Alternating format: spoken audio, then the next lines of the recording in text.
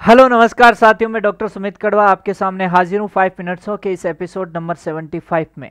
दोस्तों, आज के इस एपिसोड में बात करने वाले हैं प्रति पशु जगह की कितनी आवश्यकता होती है। तो चलिए शुरू करते हैं।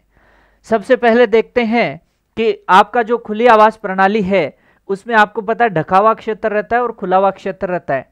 यदि कोई बछड़ा या बछड़ी है, और ध्यान रखना खुली आवास प्रणाली की ये जो ज़रूरतें हैं ये फीट स्क्वायर में ली जाती है। बछड़ा या बछड़ी के लिए चाहिए आपको 15 से 20 फीट स्क्वायर। गाय के लिए आपको चाहिए ढका हुआ क्षेत्र 20 से 30 फीट स्क्वायर, इंपॉर्टेंट बन जाता है थोड़ा सा। भैंस के लिए चाहिए 25 से 35 फीट स्क्वायर। गाभिन गाय के लिए चाहिए 100 से 120 फीट स्क्वायर, काफ़ी इंपॉर्टेंट है। और सांड के लिए चाहिए 120 से 140 फीट स्क्वायर। यदि बात करें इनके लिए खुले क्षेत्र की तो लगभग 2 गुना के आसपास है, 50 से 60 फीट स्क्वायर। 80 से 100 फीट स्क्वायर आपको गाय भैंस के लिए चाहिए और 180 से 200 फीट स्क्वायर गाभिन गाय के लिए और 200 से 250 फीट स्क्वायर आपको चाहिए किसके लिए? सांड के लिए। एक बहुत महत्वपूर्ण और आंकड़े हैं जो कि BIS के अनुसार है, ब्यूरो ऑफ इंडियन स्टैंडर्ड के अनुसार। इसके अनुसार यदि देखें तो बछड़े और जिसकी उम्र 8 सप्ताह से कम है, ढका हुआ क्षेत्र 1 मीटर स्क्वायर होगा। बछड़ा जिसकी उम्र 8 वीक से 8 सप्ताह से ज्यादा है उसके लिए 2 मीटर स्क्वायर होगा। ध्यान रखना यहां मात्रक मीटर स्क्वायर में काम में लिया जाता है। यदि BIS के अनुसार पूछा जाए तो बछिया के लिए कितना? 2 मीटर स्क्वायर। गाय के लिए 3.5 मीटर स्क्वायर, इंपॉर्टेंट है गाय के लिए। बुलक के लिए भी 3.5 मीटर स्क्वायर। भैंस के लिए आपका 4 मीटर स्क्वायर। गाभिन गाय के लिए कितना मीटर स्क्वायर है? 12 मीटर स्क्वायर। और सांड के लिए भी 12 मीटर स्क्वायर। दोस्तों, खुला क्षेत्र जो है वो इसका जस्ट डबल होता है। बछड़ा के लिए 2 मीटर स्क्वायर और 8 सप्ताह से बड़ा है तो उसके लिए हो जाएगा 4 मीटर स्क्वायर। बछिया के लिए भी 4 मीटर स्क्वायर। गाय के लिए आपका हो जाएगा 7 मीटर स्क्वायर। बुलक के लिए भी कितना हो जाएगा? 7 मीटर स्क्वायर। यहाँ से भैंस के लिए 8 मीटर स्क्वायर और आपकी गाभिन गाय के लिए 24 मीटर स्क्वायर। लेकिन ध्यान रखना यहाँ पर जो सांड होता है उसके लिए 10 गुना ज़्यादा एरिया चाहिए, खुला वाला 120 मीटर स्क्वायर होता है। ध्यान रखना, सीधा सवाल पूछता है सांड के लिए आपको ढका और खुला क्षेत्र का जो अनुपात है वो 10:1 मिलेगा।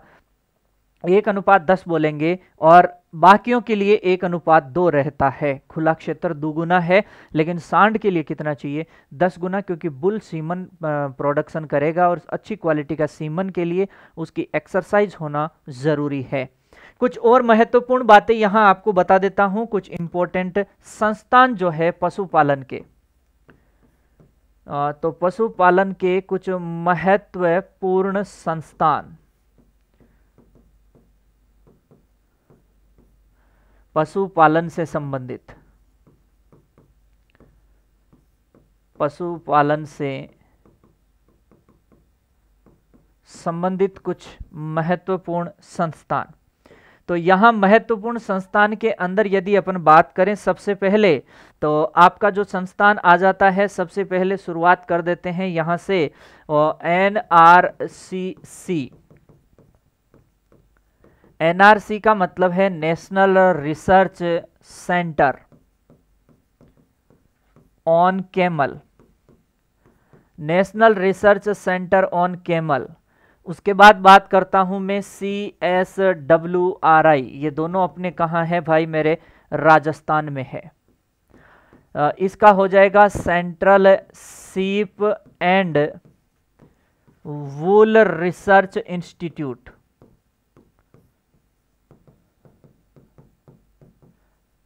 एक और बता देता हूं मैं इसके साथ ही EPC जो कि NRCE के अंडर आता है, इसे कहते हैं अश्व इक्वाइन प्रोडक्शन सेंटर, अश्व उत्पादन केंद्र। ये तीनों आपके कहां स्थित है? राजस्थान में स्थित है। तो सबसे पहले बता देता हूं NRCE कहां है? जोहड़बीड़ बीकानेर में। और जोहड़बीड़ बीकानेर में ही आपका क्या है? इक्वाइन प्रोडक्शन सेंटर है, जहां हाल ही में आपकी राज शीतल बना था जो कि झंस्कारी नस्ल से बिलोंग करता है। और ध्यान रखिएगा ये आपका अविका नगर मालपुरा टोंक में है। अविका नगर मालपुरा टोंक। अब रुक कर लेते हैं थोड़ा सा हरियाणा की तरफ और हिसार चल पड़ते हैं। जी बिल्कुल, हिसार के अंदर देखा जाए तो आपकी जो है एनआरसीई, नेशनल रिसर्च सेंटर ऑन इक्वाइन्स, जो नेशनल रिसर्च सेंटर ऑन इक्वाइन्स, ये आपका कहाँ है? हिसार के अंदर है। इसके अलावा आपकी CIRB बोले तो सेंट्रल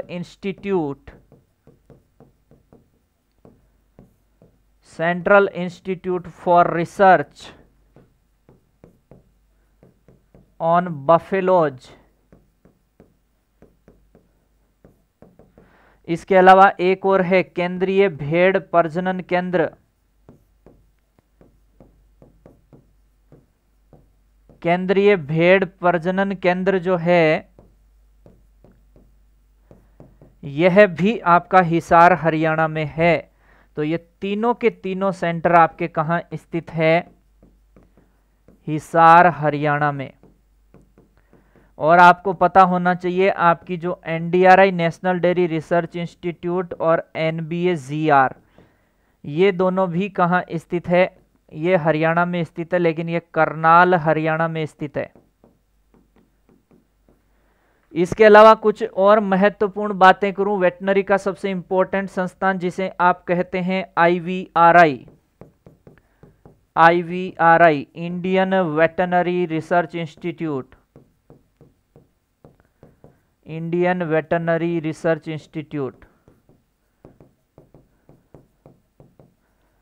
और इसके अलावा आप ध्यान रखिएगा वहां CARI, central avian research institute,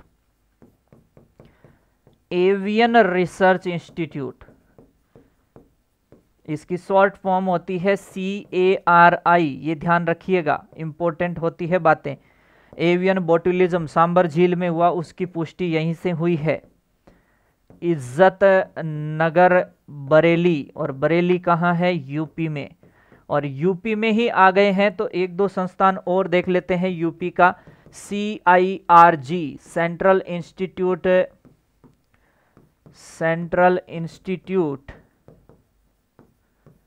for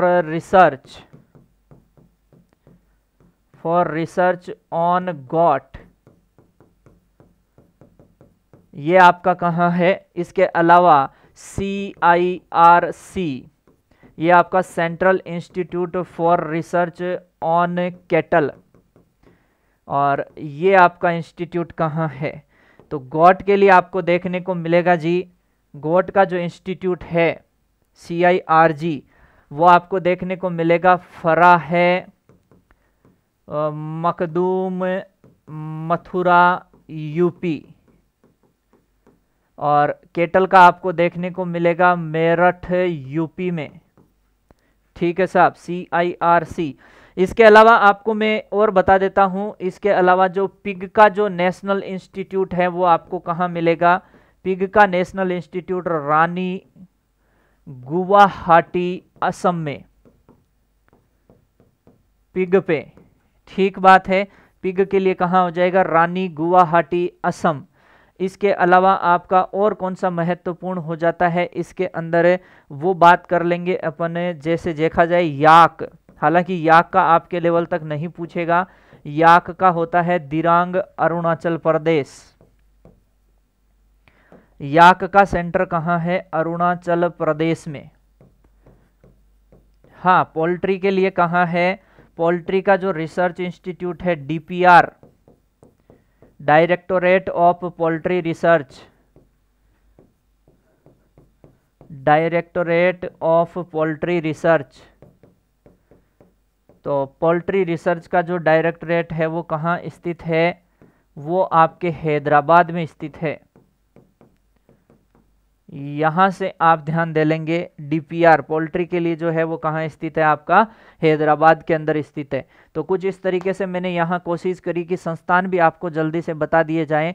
ठीक है दोस्तों, तो इस तरीके से ये जो 75 डेज का अपना जो शो है 5 मिनट का, ज़बरदस्त तरीके से हो चुका है। अब बढ़िया से इसका रिवीजन कीजिए और परीक्षा के लिए आप सभी को बेस्ट ऑफ लक मेरी तरफ से, और आपके अपने इस 5 मिनट शो की तरफ से आप लोगों को बेस्ट ऑफ लक। आपका एग्ज़ाम बहुत शानदार हो, बिल्कुल शांत मन से एग्ज़ाम देना है, बिल्कुल टेंशन फ्री होके देना है, और पहले से ये डिसाइड करके मत चलिएगा कि कितने क्वेश्चन सही करने, जितने होने हैं एग्ज़ाम में हो जाएंगे। आपकी तैयारी सुनिश्चित है, बहुत बढ़िया है, नो टेंशन, बिल्कुल बिंदास फिक्र रहे, बिंदास रह करके एग्ज़ाम में जाइए नो टेंशन के साथ। मिलते हैं दोस्तों फिर कभी। जय हिंद, जय भारत।